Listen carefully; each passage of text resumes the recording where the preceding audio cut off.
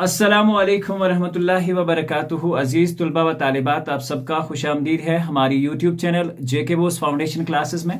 मैं हूं ताहिर और आज के इस वीडियो में हम डिस्कस करेंगे क्लास 10th की पोएम नंबर 9 जिसका नाम है last lesson of the afternoon. तो अगर आप पहली बार चैनल पर विजिट कर रहे हैं तो चैनल को सब्सक्राइब करें और बेल आइकन को ज़रूर प्रेस करें ताकि जब भी कोई नई अपडेट हो इंपॉर्टेंट क्वेश्चंस के रिगार्डिंग या बाकी किसी भी चीज़ के रिगार्डिंग तो वो चीज़ें आप तक जल्दी पहुंच सकें, क्योंकि एग्ज़ाम के रिलेटेड जो भी अपडेट हमारे पास आता है वो हम आपके साथ शेयर करते हैं। तो चलिए शुरू करते हैं आज का ये लेसन।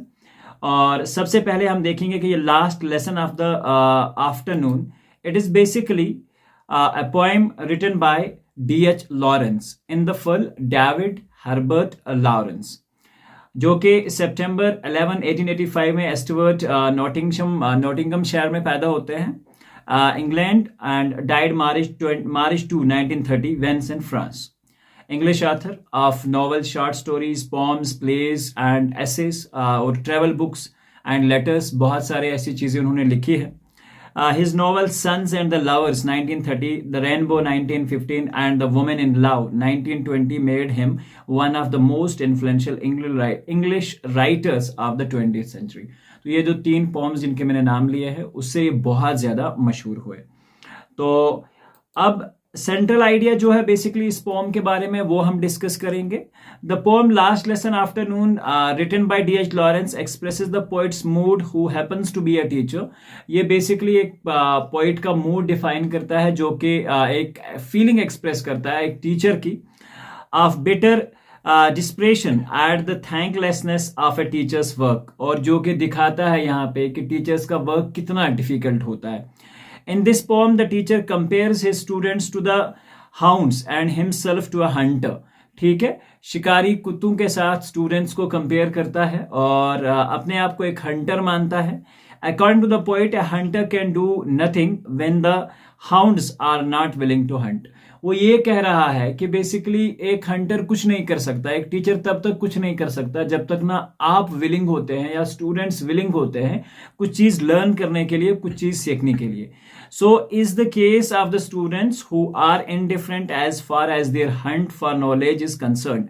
तो यही है कि कुछ स्टूडेंट्स जो होते हैं वो हंट जिसे हम कहेंगे अपनी नॉलेज के बेस पे या अपनी चीज़ों को सीखने के बेस पे वो बहुत डिफरेंट होते हैं, उनका आइडिया बहुत डिफरेंट होता है। The teacher pities kinds himself involved in a futile activity when the students are not willing to learn and therefore।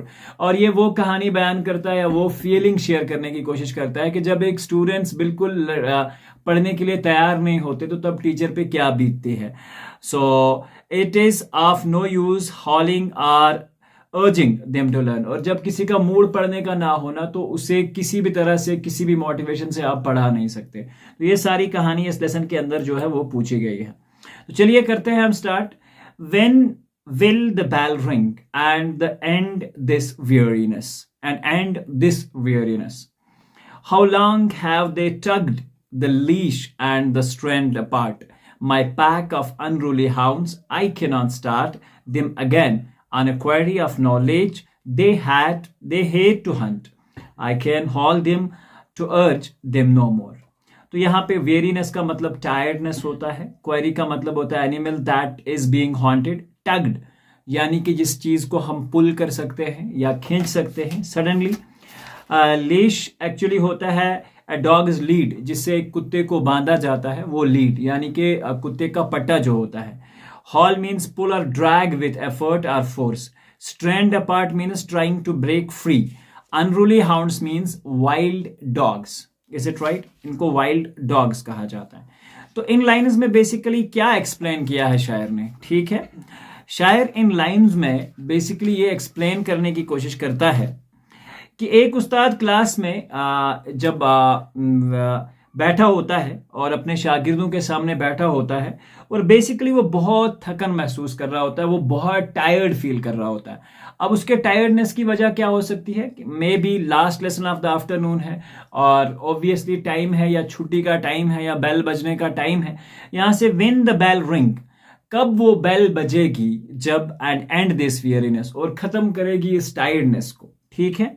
महसूस कर रहा है और घंटी के बजने का बेसब्री से इंतजार करते हुए टीचर कह रहा है उस्ताद अपनी तशबिया बेसिकली एक शिकारी के साथ करना, how long have they tugged the leash and strand apart, अपने आप को समझते हुए समझाने की कोशिश कर रहा है। और यहाँ पे आप देखो, इसका मैंने आपको एक सिंपल मीनिंग भी दिया है। इन this poem express the intense frustration and despair of a teacher who is unable to engage and inspire his students, जो बिल्कुल भी ये मान के चल रहा है कि नहीं, ये स्टूडेंट्स जो हैं ये बिल्कुल पढ़ने के लिए तैयार नहीं है, और वो अपने आप को एक शिकारी के साथ तशबिया देता है और वो ये कहता है कि अपने शागिर्दों या अपने तालिब इल्मों की तशबिया जो है वो शिकारी कुत्तों से देता है, जिनको वो अनरूली हाउंड्स के नाम से जानता है। ठीक है, सो काफ़ी वक्त से अपने पट्टे से खींच रखे हैं, या इन स्टूडेंट्स को मैंने यहाँ बंद रख रखा है और उन्हें तोड़कर आज़ाद होने की कोशिश कर रहे हैं, और वो उन सारी चीज़ों को तोड़कर आज़ाद होने की कोशिश कर रहे हैं, यानी कि वो पढ़ने में बिल्कुल भी इंटरेस्टेड नहीं है। उस्ताद अपने तालिब इल्म को बेकाबू शिकारी कुत्तों से कंपेयर करते हुए कहता है, इसके लिए उन्हें एक शिकार के पीछे छोड़ना नामुमकिन लग रहा है, क्योंकि उन्हें शिकार करने से बेसिकली नफरत है, क्योंकि वो एक्चुअली इसलिए टायर्ड है ना। अगर आप एक टीचर क्लास में आता है, आप जैसे भी स्टूडेंट्स हों, ठीक है, अगर वो टीचर को मोटिवेट कर पाते हैं पढ़ाने के लिए तो वो अपना बेस्ट देगा, लेकिन अगर स्टूडेंट्स ही रेडी नहीं होते हैं कभी कभार किसी चीज़ को समझने के लिए, या वो खुद ही सीखने के लिए तैयार नहीं है, तो टीचर अपने आप को बिल्कुल बेबस समझता है। ठीक है, तो वो उनसे ये कह रहा है कि कब तक मैं बांधे रखूं इनको उन पट्टों से जो ये पढ़ना ही नहीं चाहते, जो ये बंधे हुए रहना ही नहीं चाहते, और वो शिकार करना नहीं चाहते, यहाँ के मतलब वो सीखना ही नहीं चाहते, वो लर्न ही नहीं करना चाहते। ठीक है, यहाँ क्वेरी लफ्ज को एक्चुअली दो मानों में इस्तेमाल किया गया है। इसके एक माने वो जानवर है जिसको शिकार किया जा रहा हो, और इसके दूसरे माने हैं वो खान है जहां संगे मरमर वगैरह पत्थर भारी मकदार में खोदा या निकाला जाता है। ठीक है, उस्ताद के कहने का मुद्दा यह है कि उसके शागिर्द इल्म के खजाने को टटोलने से गुरेज कर रहे हैं, यानी कि वो सीखना ही नहीं चाहते। ठीक है, so them again in query of knowledge they hate to haunt, क्योंकि वो नहीं चाहते कि वो पढ़ें। I can haul them and urge them no more, अब मैं भी इन्हें ज्यादा मजबूर और बहला फुसलाने से नहीं रख सकता, या बहला फुसला कर नहीं रख सकता, या किसी तरह से आगे नहीं बढ़ा सकता। ये इसकी एक्सप्लेनेशन है लाइंस की। नेक्स्ट लाइन्स है, no longer now can I endure the brunt of this books that lie out of the desks full of 80 of slowly work that they have offered me. I am sick, and what on earth is the good of it all? What good to them or me? I cannot see, so shall I take? ठीक है, तो यहाँ पे इन lines में उस्ताद क्या समझाने की कोशिश कर रहा है, ये जो मुश्किल मीनिंग है वो हमने ऑलरेडी लिख रखे हैं। Endure means to experience a bear something difficult painful, यानी कि वो एक्सपीरियंस जब हम कोई डिफिकल्ट चीज बर्दाश्त कर रहे हो। Brent means worst part of the chief impact, worst part किसी चीज का। 3 स्कोर का मतलब होता है 60। स्लोली वर्क होता है अनटाइडी और गंदा होमवर्क जो बच्चों ने दिखा रखा होता है। तो यहाँ पे शायर क्या कहने की कोशिश करता है, that students do not show any enthusiasm, यानी कि वो कभी भी कोई भी अपना जेस्चर जो है, अपना जिसे हम कहेंगे अपनी पसंद बिल्कुल नहीं दिखा रहे हैं, या अपना इंटरेस्ट बिल्कुल भी नहीं दिखा रहे हैं इन गेनिंग नॉलेज, यानी कि वो पढ़ना बिल्कुल नहीं चाह रहे। विच फ्रस्ट्रेट्स द टीचर, जिसकी वजह से टीचर बहुत फ्रस्ट्रेट हो चुका है।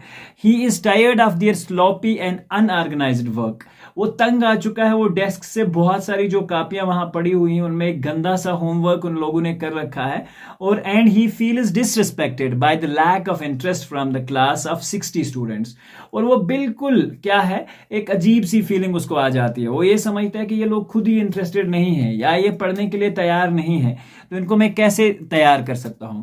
The teacher perceives this as an insult and now understands that his efforts to inspire them were ineffective, resulting in failure the teaching and learning process। और यहाँ पे क्या कह रहा है उस्ताद अपने डेस्क पर खुली हुई वो किताबें पढ़ी हुई जो उनकी होमवर्क की कापियां हैं वो देखता है, और वो जानता है कि इन तालिब इल्म को पढ़ने से कोई दिलचस्पी नहीं है, या किसी भी तरह का कोई भी इनका जो जिसे हम कहेंगे कि वो किसी तरह से भी रेडी नहीं है इस चीज़ को समझने के लिए या पढ़ने के लिए। इसलिए इन किताबों को देखने से उसे गुस्सा आता है। वो कहता है कि इनकी शक्लों को और ज़्यादा बर्दाश्त नहीं कर सकता, क्योंकि वो बहुत गंदा होमवर्क करके लाए थे। इसके सामने होमवर्क की 60 कापियां पड़ी हुई दिखाई दे रही है। ये उसे जांचने और ठीक करने की कूदी गई हैं, या उसके लिए देखा गया है कि सर आप इसे चेक करें। ठीक है, तालिब इल्मों को अपना होमवर्क बहुत गंदे और बड़े बेढंग से किया हुआ है और उस वजह से टीचर बहुत ज़्यादा जो है वो परेशान है। उस्ताद इन सब हालात से तंग आ चुका है। वो जो काम कर रहा है उसमें उसे कुछ भी अच्छा नहीं लग रहा है, इसलिए उसे या उसके तालिब इल्मों को कोई भी फ़ायदा नहीं पहुंचता है। उस्ताद की समझ में नहीं आता कि उसे बेकार के पढ़ाने या पढ़ने से क्या फ़ायदा हो सकता है, इस लर्निंग प्रोसेस से क्या फ़ायदा हो सकता है। अब आगे देखते हैं नेक्स्ट जो लाइन्स हैं। My last dear fuel of life to heap on my soul and kindle my will to a flame that shall consume their dross of indifference and take the toll of their insults and punishments. I will not waste my soul and my strength for this. Heap on my soul का मतलब होता है to lit a flame in his life. Kindle होता है to lit जलाना, और ड्रॉस का मतलब होता है something regarded as worthless, rubbish और वेस्टेज जिसे हम कहते हैं। टेक अ टोल का मतलब होता है हैव एन एडवर्स इफेक्ट, यानी कि बहुत खतरनाक इफेक्ट होने वाली चीज। यहां पे इन लाइंस को समझने की कोशिश करते हैं। The teacher is greatly troubled and compares his energy to fuel. Teacher बहुत ज्यादा तंग आ चुका है और वो अपनी एनर्जी को एक फ्यूल, गाड़ी के एक तेल से साथ कंपेयर करते हुए कहता है कि अब वो अपनी जिंदगी की कुव्वत या एनर्जी और ज्यादा बर्बाद नहीं कर सकता। वो ये कह रहा है कि अब ये फ्यूल में और ज्यादा इन लोगों के लिए नहीं जला सकता। ठीक है, as he is getting older he wants to use his energy wisely and not face it on a futile task. और वो नहीं चाहता कि वो इस बेतुके काम से, जिसका उसे कोई फायदा ना हो और ना ही उसके बच्चों को कोई फायदा हो, वो अपनी एनर्जी इन बच्चों पे वेस्ट नहीं करना चाहता। ही वैल्यूज हिज लाइफ, वो अपनी लाइफ को वैल्यू मानता है and wants to makes the most of it by pursuing knowledge. और वो चाहता है कि वो आगे बढ़े और भी नॉलेज कुछ दिनों में सीखे, क्योंकि वो अब बूढ़ा हो चुका है, वो चाह रहा है कि कुछ और सीखे। He does not want to continue wasting his energy on unresponsive and disinterested students. वो नहीं चाहता कि वो अपनी जो अनरेस्पॉन्सिव तरीका है इन लोगों का, कि इसके साथ मैं यहाँ पे इनके साथ रहूं। The teacher attitude towards his study rowdy pupils is stark contrast to their, even if he makes a strong effort and engage them in learning, they remain indifferent. हालांकि वो बहुत कोशिश करता है कि उन्हें वो इंगेज रख सके, उन्हें वो पढ़ा सके, लेकिन वो इन सारी चीज़ों से उसे कोई फ़ायदा हासिल नहीं होता। और उससे वो क्या काम, remain indifferent in this is a punishment for the teacher. Thus he has decided not to waste any more of his strength and energy on them. और उसने ये डिसाइड कर लिया है कि वो अब इन पे और ज्यादा एनर्जी और अपनी ताकत जो है बिल्कुल भी इस्तेमाल नहीं करेगा। लाइन 17 से 20 तक जो है, What do I care for all that they do amiss? What is the point of their teaching of mine and of his learning of theirs? It all goes down the same abyss. What does its matter to me if they can't write? Amiss का मतलब होता है not quite, और abyss का मतलब होता है deep, seemingly bottomless chasm. Not a quite right or inappropriate or out of the place. तो इन लाइंस की हम मीनिंग समझने की कोशिश करते हैं। बहुत आसान सी चीज़ है। The teacher recognized that lack of motivation, जिसे हम कहते हैं लैक ऑफ मोटिवेशन की वजह से, for his students towards their studies, जब वो देखता है कि इनको कोई भी मोटिवेट नहीं है स्टडीज की तरफ, he does not want to expend his energy trying to teach unengaged students. वो नहीं चाहता कि वो अपनी एनर्जी इन अनएंगेज स्टूडेंट्स में वेस्ट करे। He does not care if the students make mistakes और choose the wrong path in life. और वो केयर ही नहीं करना चाहता कि आप रॉन्ग पाथ पे जा रहे हो या अच्छे पाथ पे जा रहे हो, डजंट केयर। ठीक है, he is extremely frustrated with the teaching and learning process. वो बहुत फ्रस्ट्रेट हो चुका है इस टीचिंग और लर्निंग प्रोसेस से, and he is feeling his efforts are in vain. और उसे लगता है कि ये सारे एफर्ट जो उसके हैं वो ज़ाया होने वाले हैं, and that he is participating in A futile endure. और वो एक ऐसे काम में अपने आप को इंडल्ज कर चुका है जिसका कोई फायदा जो है वो नहीं होने वाला है। ठीक है, लाइन 20 से 28 तक। A description of a dog, or if they cannot, what is the point to us both? It is all my aunt, and yet I am supposed to care with all my might. I do not, and will not. They won't, and they don't. and that's all. I shall keep my strength for myself, they can keep their as well. Why should we beat our heads against the wall of each other? I shall sit and wait for the bell. ये कह रहा है अब मैं finally बैठ जाता हूं और बेल के लिए इंतजार जो है वो करता हूं. ठीक है, तो उस्ताद देखता है कि उसके तालिब इल्मों को सीखने में बिल्कुल भी किसी तरह की कोई भी दिलचस्पी नहीं होती, इसलिए उसे अपने पढ़ाने या उनको पढ़ने का कोई फायदा दिखाई ही नहीं देता. ठीक है, और ये कह रहा है what is the point to us both in all नहीं, यानी कि दोनों का क्या फायदा है, हमारी चीजों को समझने का क्या फायदा है या पढ़ने का क्या फायदा है. And yet I am suppose to care with almighty, is it right no. और उस वक्त वो ये उन दोनों के लिए या कुव्वत का कोई फायदा नहीं पड़ता, इसलिए उस्ताद आखिरी फैसला करता है कि वो ऐसे तालिब इल्मों को बिल्कुल पढ़ाना ही नहीं चाहता. वो उन्हें अब पढ़ाया करेगा, ना ही वो अब उन्हें पढ़ाया करेगा. तालिब इल्म सीखना नहीं चाहते और ना ही सीखेंगे, तो ये रीज़न है. ये सब बिल्कुल जाहिर है, इसलिए उस्ताद अपनी क़ुव्वत इसलिए संभाल कर रखना चाहता है, उसे वो उसी तरह इस्तेमाल करेगा जैसे वो चाहेगा. तालिब इल्म अपनी क़ुव्वत अपने लिए संभाल कर रख सकते हैं. और लास्ट में जिस तरह से ये कह रहा है I shall keep my strength to my self, और वो अपनी स्ट्रेंथ अपने पास रखें.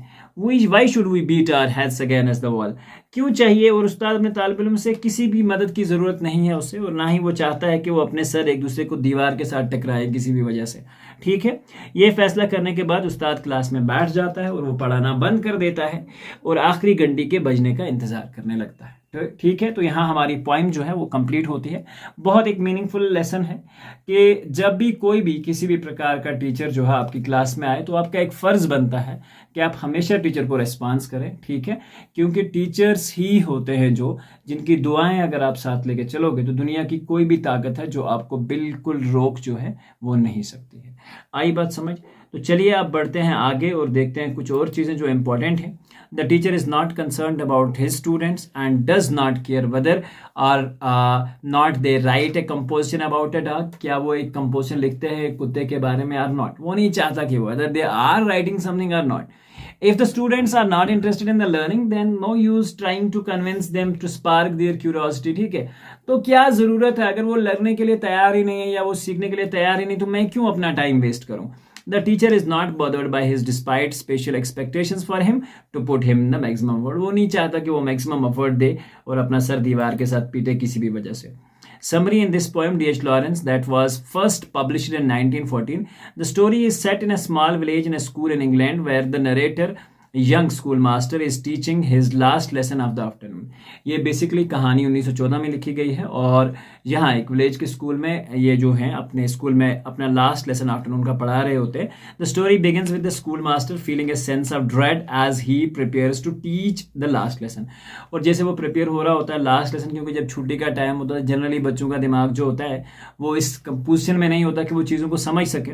He reflects on the monotony of his daily routine and uninspiring nature of his pupils. और वो बहुत ज़्यादा परेशान हो जाता है उनके नेचर से. As the lesson begins, the schoolmaster becomes increasingly disillusioned with this job and unresponsive nature of his students. और वो जो नेचर स्टूडेंट्स दिखाते हैं उसकी वजह से वो बहुत तकलीफ में आ जाता है और उसे बहुत दुख होता है और वो ये समझता है कि उसे काम करने का कोई फ़ायदा नहीं है. However, the lesson progress, the schoolmaster's attitude begins to change. He becomes increasingly engaged with his pupils and starts to enjoy the lesson. लेकिन ये आधी कहानी है यहाँ पे. He starts to see the potential in his students and become more optimistic about their future. The climax of the story comes when the schoolmaster begins to tell his students about the beautiful nature and the importance of appreciating it. He tells them about the beauty of the sky, the clouds and the trees.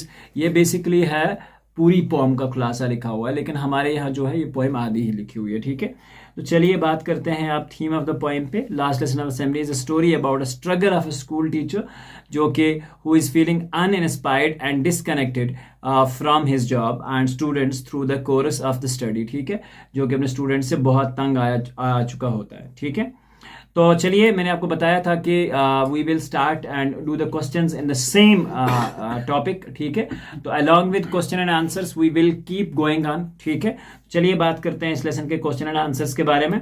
तो सबसे पहले poetic devices जो इस poem में use किए गए हैं. सबसे पहले मेटाफर का यूज किया गया है. The metaphor used in this poem as tugged the leash, my pack of unruly hounds, my last dear fuel of life to heap on my soul, take the toll of their insults, punishments, and kindly kindle my will to flame. ये हैं metaphors जो इस्तेमाल किए गए हैं। उसके बाद जो है सॉरी ये वाला है, हाँ उसके बाद ये Alliteration is the repetition of consonant sounds. Repetition of जब repeat हो रहे हैं consonant sounds लगातार in the same line. There are number of will not waste, shall sit, take the toll and when will. ठीक है, तो ये सारी चीजें हैं. There are number of phrases that will be the same initial consonant sounds such as. ठीक है, तो यहाँ से उसके बाद enjambment का इस्तेमाल हुआ. The poetic device has been used throughout the poem. The meaning of one verse cannot be understood without getting the meaning of the verse above and below it. या अगर इस लाइन में आप एक लाइन को पढ़ सकते हैं तो वो मीनिंग आपको समझ नहीं आएगा जब तक ना आप ऊपर वाली लाइन और नीचे वाली लाइन को कहें, पढ़ें और समझें. उसके बाद इनवर्स ऑफ inversion यूज किया गया है. The suitable example of this poetic device from this poem are no longer now I can endure the brunt. दूसरा है and take the toll of their insults and punishments, I will not. उसके बाद जो next use किया गया है वो है हमारे पास repetition. The word like, all, my, I, what, they, there, of, will, this etcetera has been repeatedly used in this poem. और ये लगातार रिपीटेडली यूज किए गए हैं. Anaphora. The first example of anaphora is seen in the second and the third verse of the second stanza, where both the verses start with the same word of. ठीक है, तो second stanza, second and third verse में of second stanza where the both verses start with the same word of the second example of anaphora is seen in second and the third verse of fourth stanza, wherein the both of the verses start with the same word. What this third example of anaphora is seen in the first two verses of the last stanza, whereas अगर हम both the verses start with the same word I. तो ये मैंने conditions जो है वो आपके सामने लिख रखे हैं. तो rhetorical questions जो हमसे पूछेंगे, when will the bell ring, ठीक है, कब ये bell, and end this weariness, why do I care for all that they do amiss, ठीक है, मैं क्यों केयर करूं इन लोगों के लिए, what is the point of their teaching. ये कुछ rhetorical questions जो हैं वो पूछे गए हैं पोम के अंदर. इमेजरी, विजुअल इमेजरी और कैंस्ट्रिक इमेजरी का इस्तेमाल किया गया है. ठीक है, the poet successfully draws the visual imagery of all the classroom situations, the clear picture of the students making noise, not paying attention, disrespecting their teachers and all this. ये जो पनिशमेंट है given teacher ringing the bell gets displayed in front of the readers eye. वो सारी चीज़ें जब हम पढ़ते हैं तो हमारे एक जहन में आ जाती है कि कैसे क्लास का वो मौसम होता है. Following are the examples of kinesthetic imagery, sitting of a teacher and waiting for the bell. ठीक है, तो बैठ जाना और वेट करना, ये सारी चीज़ें हैं. और ऑडिटरी इमेजरी का फ्रेज रिंगिंग द बेल, वहाँ से जो ऑडियो की आवाज़ आ रही तो ऑडियो इमेजरी का यूज़ किया गया है. Organic imagery has been use throughout the poem in the form of pain that the teacher goes through while teaching. तो ऑर्गेनिक इमेजरी जो है जो यूज़ की गई है अनविलिंग स्टूडेंट्स के सामने टीचर का वो फील करना, वो पेन फील करना, वो सारी चीज़ें. राइमिंग स्कीम जो है पोएम के feature 6 stanzas and scattered rhyme scheme. Rhyme scheme जो है first stanza comparing A B B C D. ठीक है, अगर आप देख सकते हैं पोएम में A B B C D है. फिर फोर्थ स्टेंजा हैविंग ए, तो एक अलग सी स्कीम है. Last stanza having A B rhyming scheme. The rest of the stanzas have no rhyming scheme at all. तो ये सारी चीज़ें इस पोम के अंदर जो हैं वो है पोएटिक डिवाइसेस के ऊपर. Last textual questions, what is the tune of the opening line of the poem. In the opening line of the poem there is a tune of bitter desperation, boredom and weariness of on the part of a teacher. Who is the speaker of the poem? The speaker of the poem is a teacher, D.H. Lawrence. ठीक है, उसके बाद third question है, what are the pupils regarded as, why has the teacher failed to hold them and urge them anymore. क्यों बच्चे interested हैं और क्यों टीचर अर्ज नहीं कर पाता उनको. The peoples are regarded as unruly hounds. ठीक है, वो हाउंड्स या वो बच्चे जो बिल्कुल सीखना नहीं चाहते. The teacher has failed to haul them, to urge them, because the students are not at all interested in the studies and they want to break apart the shackles of the school rules and studies. ठीक है, तो यहाँ पे ये चीज़ आपको समझनी है. उसके बाद question number 4, which words in the phrase tells us to convey the mood of the speaker. The words which convey the mood of the speaker I endure and brunt. ठीक है, the phrases that convey the mood of the speaker are I'm sick, what on the earth is good if it all, what good of them और मी, ठीक है। तो ये सारी चीजें define करती हैं। Question number 5, why does not the speaker want to consume his fuel, क्यों नहीं चाहता कि वो अपनी एनर्जी का सही और भरपूर इस्तेमाल कर सके। The speaker does not want to consume his fuel any more because he consider it a total waste of energy on the students, basically जो कि पढ़ना नहीं चाहते। What do you think take a toll of their insults and punishments means, तो ये सारी जो है ये इसका भी PDF एक्सट्रैक्ट जो है आपको नीचे मिल जाएगा, तो आप वहाँ से भी ये चीज़ें जो है वो देख सकते हैं। तो उसके बाद why does the teacher feel that his teaching and pupils are both purposeless, pick out words and phrases which show the that he shares his pupils indifference to their work. तो ये सारी जो कहानी है lessons की वो आप देख सकते हैं। अब उसके बाद जो इंपॉर्टेंट चीज़ें हैं इसमें वो मैं आपको दिखा देता हूँ, वो है learning about the literary devices, जो हम ऑलरेडी डिवाइस में डिस्कस कर चुके हैं, तो ये आप PDF के थ्रू भी देख सकते हैं, ठीक है। Identify the metaphor in the stanza fable of life, kindle my will pan, dross of difference, take the toll of their insult and punishments, ठीक है। उसके बाद क्वेश्चन नंबर ये जो है हमारे पास एक्सट्रैक्ट पूछे गए थे जो पिछले वाले एग्जाम्स में पूछे गए थे, उनके कुछ क्वेश्चन आंसर्स हमने लिए हैं। पहला वाला लाइन है और उसमें से what does the poet think about his teaching, तो पहला जो क्वेश्चन है he thinks that it is all useless, ठीक है। What does the poet not care about, he does not care about if his students can write a description of a dog और not. तो ये सारी चीज़ें। C part में give the meanings of abyss means a bottomless hole, bottomless hole का मतलब, तो इसका मतलब बेसिकली एबियस होता है bottomless hole. Matter is actually to be important, ठीक है, matter. Now moving on to the next part, that is extract again and one more questions. Who is the speaker of these lines, D.H. Lawrence, as you can understand, a teacher. दूसरा है what is the tone of these lines in the poem, here is the tone of that tiredness, boredom and वेयरीनेस। Twin तो वो थकान, वो unwilling होना और वो जिसे हम कहेंगे बहुत डिफरेंट होना, वो सारी चीज़ें इसमें दिखाई गई हैं। What do the following words mean? Tugged and hounds. A tugged means pulled, hounds means dogs used for hunting. जो hunting के लिए dogs को इस्तेमाल किया जाता है। तो this finally concludes our today's topic and I hope you must have understood this. So मिलते हैं एक नई वीडियो में बहुत ही जल्द, जिसमें हम बात करेंगे क्लास 10 पोएम के बारे में। इंग्लिश का ग्रामर भी आ रहा है, तो please do write that as well. Thank you and wish you all the best.